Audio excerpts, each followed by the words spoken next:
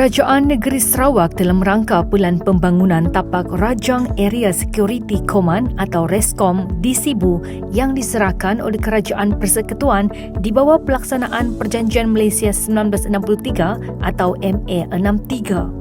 Menurut Premier Sarawak Tan Sri Abang Johari Tun Openg, tapak membabitkan 4 kawasan iaitu Nanga Tada, Nanga Jagau, Nanga Ngungun dan Nanga Sekuau dengan keluasan keseluruhan 3,655.60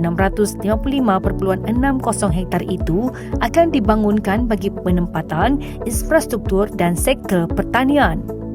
Pengurusan pembangunan tanah membabitkan peruntukan sebanyak 1.5 juta ringgit itu akan diselaraskan kementerian dan agensi berkaitan termasuk di bawah Agensi Pembangunan Wilayah Tengah Rajang atau MIRDA berdasarkan pelan tempatan yang telah disediakan kerajaan negeri.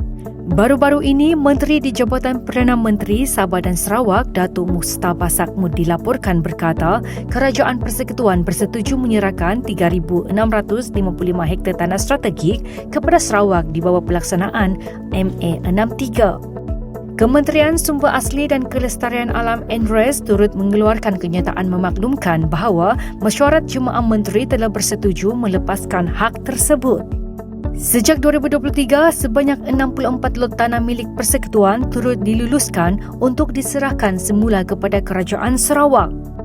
Abang Johari berkata penyerahan itu adalah hasil permohonan kerajaan negeri agar tanah Persekutuan yang tidak lagi digunakan atau tidak dibangunkan dapat diserahkan kepada Sarawak.